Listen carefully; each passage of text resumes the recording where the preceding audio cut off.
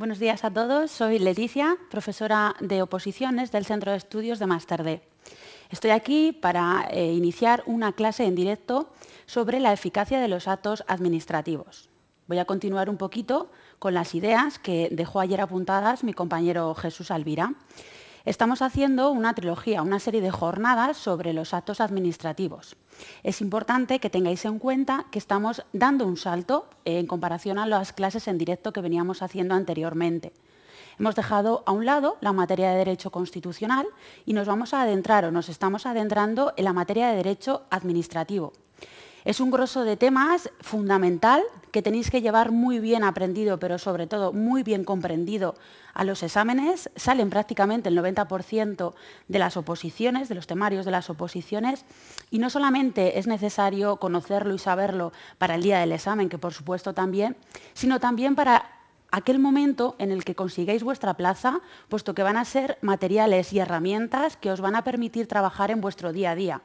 Daos cuenta que estamos hablando no solamente, o vamos a hablar, de la organización de la administración pública, también de su funcionamiento, y eso va a repercutir en vuestro día a día cuando consigáis la plaza. De manera que tanto por un motivo como por otro, os invito a que sigáis estas sesiones sobre derecho administrativo y sobre todo que las estudiéis y que vengáis con los temas mirados para al menos poder hacer un seguimiento mejor. Como siempre, tenéis un chat en el que me vais a poder dejar cualquier consulta o cuestión que a posteriori, cuando yo termine la clase, podamos comentar, ¿vale? Lo hago así para no perder el hilo, pero os aconsejo que en el momento en el que os surja la duda, vosotros la escribáis, ¿vale? Yo al final recopilo todas y las voy a ir contestando una a una.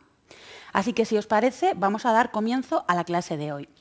Como veis en el título, vamos a hablar de la eficacia de los actos administrativos. La regulación sobre la que me he basado para preparar esta clase en directo son los artículos 56-57 de la Ley 3092, el artículo 111 de la 3092 y luego, dando un pequeño salto a la Ley de la Jurisdicción Contencioso-Administrativa, a los artículos 126 a 139. Los vais a ir viendo a lo largo de la clase, pero la normativa o el contenido de la clase se saca de ahí. Lo primero que tenemos que tener en cuenta es que el derecho administrativo, que es un poquito el que va a englobar o recoger todas las materias que vais a ver en las siguientes sesiones, principalmente va a tratar dos temas, ¿no?, en torno a los actos administrativos. Uno que va a hablar sobre la validez de los actos administrativos, en donde lo que se analiza son elementos más intrínsecos, podríamos decir. De ahí que derivada a la existencia o no de vicios y a los supuestos de nulidad o de anulabilidad que seguro que conocéis. Pero, sin embargo, en la clase de hoy no nos vamos a centrar en esos elementos intrínsecos, vamos a detenernos en los elementos extrínsecos de un acto administrativo, lo cual nos va a permitir conocer y cerciorarnos de si un acto administrativo está preparado ya o no para poder aplicarlo en la práctica, es decir, para ver si puede surtir efectos. Nos vamos a centrar, como digo, en uno de esos apartados, en el tema de la eficacia de los actos administrativos. Y para ello, rápidamente, se nos tienen que venir a la cabeza dos artículos fundamentales de la Ley 3092. El artículo 56 y el artículo 57. Vamos a verlos. El artículo 56 nos dice cómo los actos de las administraciones públicas sujetos a derecho administrativo serán ejecutivos, ¿vale? Es una frase, pero nos está dando muchísima información. Vamos a seleccionar aquellas palabras que realmente son las fundamentales en el enunciado. Actos, administraciones públicas, derecho administrativo y, sobre todo, ejecutivo. ¿Vale? Nos está diciendo que la administración pública, como todos sabemos, desempeña diferentes actividades, pero en este caso la que nos interesa es la que está sometida a derecho administrativo, de manera que cualquier acto administrativo que dicte la administración pública va a ser ejecutivo. Ahora vamos a ir descendiendo un poquito más a ese contenido de qué significa la palabra ejecutivo. Y sin duda, el pilar fundamental que tenemos que subrayar muy bien en la 3092 y memorizar, no solamente para un examen teórico, sino incluso más para un examen práctico, es el artículo 57. Si lo leemos, podemos sacar o extraer una conclusión, y es que está recogiendo una presunción, pero una presunción que es doble.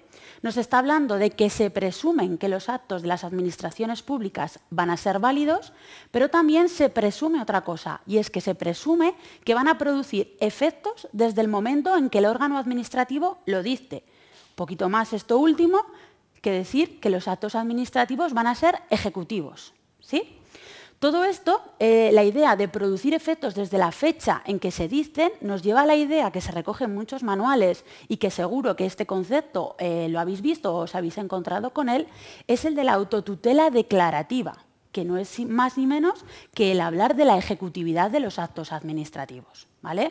Que un acto administrativo sea ejecutivo o que decirle que la administración pública posea una autotutela declarativa no es sin más esa presunción, el decir que los actos de la administración pública, desde el momento en el que se dictan, se aplican, es decir, estoy obligado a cumplirlos. Os he querido apuntar, no obstante, que solamente lo vamos a dejar apuntado en la clase de hoy, más que nada lo he apuntado por relación de los conceptos y que veremos más desarrolladamente en futuras sesiones, la contrapartida de esta autotutela declarativa, que sería la autotutela ejecutiva. ¿Vale? Es decir, estamos hablando de que la administración pública dicta un acto administrativo y que vamos a tener que cumplir los particulares, si somos nosotros los destinatarios en concreto, desde el momento en que se dicta, ¿de acuerdo? Pero ¿qué sucede si el ciudadano o el particular al que se dirige ese acto administrativo no lo cumple en la práctica? ¿La administración pública tiene algún mecanismo de exigir el cumplimiento del contenido de ese acto? Sí. Es lo que se denomina la autotutela ejecutiva. Frente a la ejecutividad que veíamos, aquí en la autotutela ejecutiva hablamos de ejecutoriedad, ¿vale? Ejecutoriedad que nos va a llevar al concepto de coacción. Coacción en el sentido de que si el particular no cumple voluntariamente, la administración pública cuenta con unos mecanismos para obligarle, por la fuerza entre comillas, a proceder a cumplir el contenido de ese acto administrativo. Os dejo apuntados, que los tenéis recogidos en los artículos 94 y siguientes de la 3092 y que, como todo muy bien sabéis, estoy segura, son el apremio sobre el patrimonio, la ejecución subsidiaria, la multa coercitiva y la compulsión sobre las personas. Recuerdo que los dejo apuntados, pero que lo vamos a ver en sesiones más adelante porque dan para una clase, incluso para dos, porque son muy importantes y contienen muchos datos, ¿vale? Entonces, retomando un poquito la idea, dejando a un lado la autotutela ejecutiva, nos metemos de lleno en la autotutela declarativa. Os recuerdo que estábamos hablando de la ejecutividad, del cumplimiento desde ya, en el momento en el que son dictados, de los actos administrativos. Por tanto, podemos establecer dos notas. La primera de ellas es que, como regla general, los actos administrativos serán ejecutivos, gozan de ejecutividad. Pero claro, esto nos hace plantearnos una duda. ¿Siempre van a ser ejecutivos? ¿Cabe la posibilidad de que no siempre sean ejecutivos? Sí. Tenemos dos excepciones. Una primera, que sería la eficacia retroactiva, y una segunda, la eficacia demorada. Voy a pedir a mis compañeros que en este momento os pongan en pantalla un esquema que yo he efectuado para que podáis seguirlo y tomar nota de una manera más tranquila, ¿vale? Vamos a ver si sube a pantalla. Parece que ya lo tenemos, ¿verdad? Como veis, aquí lo que he hecho es un poco dividir esos dos supuestos que yo hablaba de que eran excepción, ¿vale? En la parte central veis que tenéis la regla general, que sería que los actos administrativos se presumen válidos y van a producir efectos desde la fecha en que se dicten. Y luego tendremos a los lados, a la izquierda, la eficacia retroactiva y a la derecha la eficacia demorada. Por último, antes de entrar a explicaros cada uno de ellos, mirad que abajo os he señalado como tres llaves. Tres llaves que no son sino lo que va a marcar un poco el marco temporal, ¿vale? Un momento anterior que iría unido a la eficacia retroactiva, el momento en el que se dicta el acto administrativo, que sería la regla general, y un momento posterior en la eficacia demorada.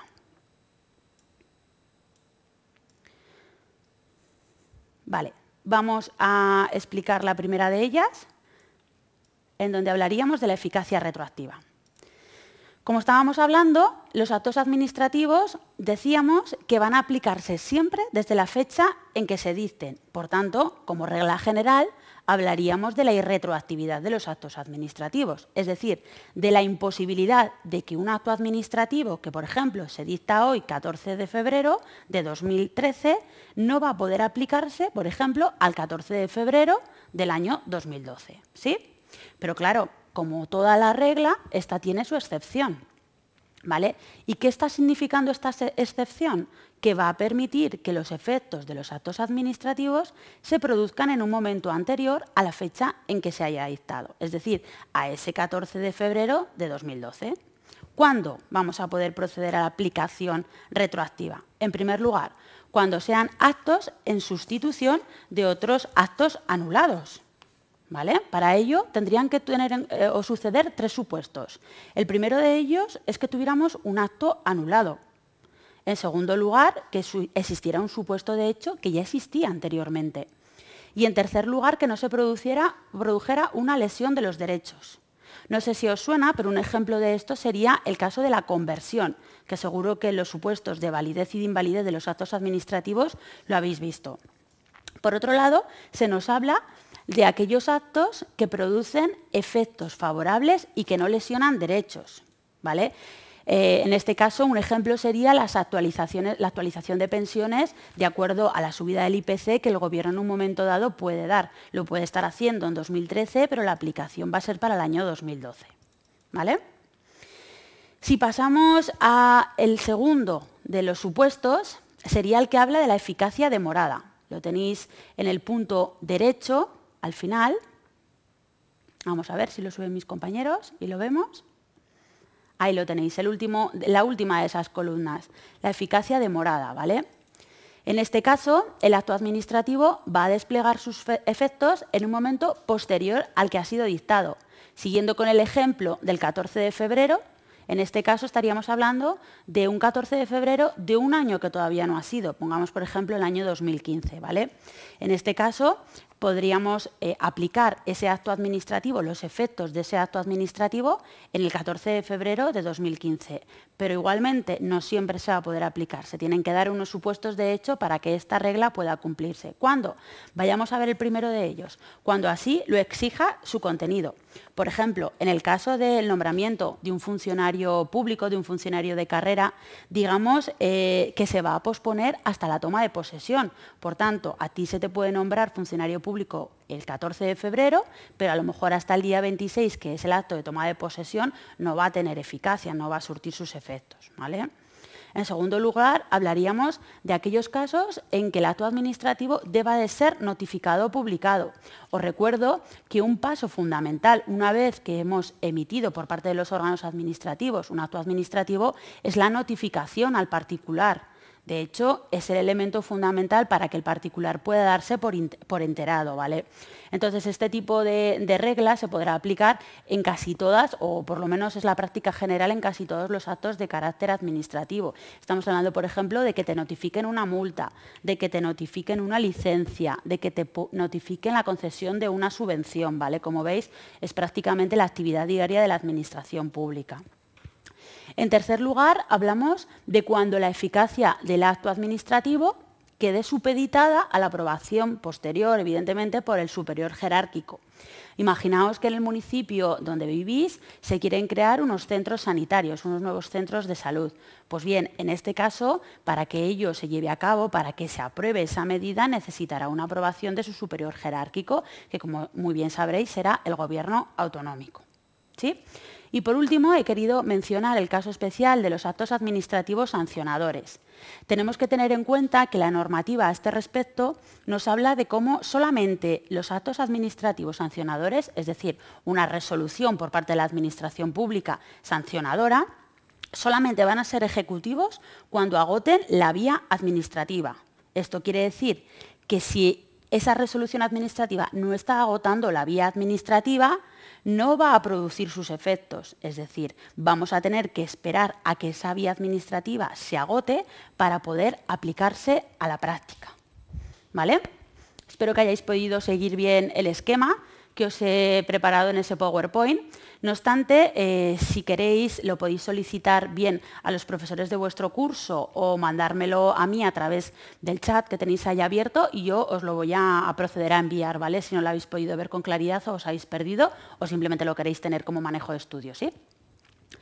Y por último, antes de terminar la clase, es importante que tengamos en cuenta que también la eficacia del acto administrativo puede verse truncada o puede verse afectada por otro concepto que seguro que os suena, que es la suspensión de la eficacia. Suspensión de la eficacia en cuanto que paralización momentánea de la eficacia del acto administrativo. Es decir, durante un momento, durante un tiempo, los efectos del acto administrativo no van a proceder a aplicarse en la práctica. Esto nos lo recoge el artículo 111 de la Ley 3092, que de nuevo, como regla general, nos indica que la interposición de un recurso no va a suspender la eficacia, no suspende los efectos, es decir, se lleva a la práctica, se lleva a cabo, ¿vale?, el contenido de esa resolución. Sin embargo, sí que es verdad que de nuevo esta regla tiene dos excepciones. Una de ellas que nos hablaría de aquellos casos en donde ejecutar, en donde llevar a la práctica el contenido de ese acto administrativo supusiera un perjuicio irreparable. En esos casos sí que cabría la posibilidad de que se suspendiera la eficacia de ese acto administrativo. Y en segundo lugar, aquellos casos en donde el acto aparece viciado, pero ese vicio tiene que ser uno de los de nulidad de pleno derecho del artículo 62. Un vicio de los de la anulabilidad del artículo 63 no daría cabo, ¿vale?, no se metería en este aspecto. Por tanto, cabe la posibilidad de que se suspenda la eficacia de un acto administrativo cuando interponemos un recurso. La regla general es que no, pero sí la vamos a poder aplicar cuando sea de perjuicio irreparable el llevar a cabo el efecto de ese acto administrativo o esté motivado por algún vicio de nulidad del artículo 62 de la 3092. ¿Quién puede solicitar la suspensión de ese acto administrativo cuando yo interpongo un recurso? Bien lo puede hacer la propia administración pública de oficio o bien el ciudadano, el particular, el interesado, ¿no?, de parte.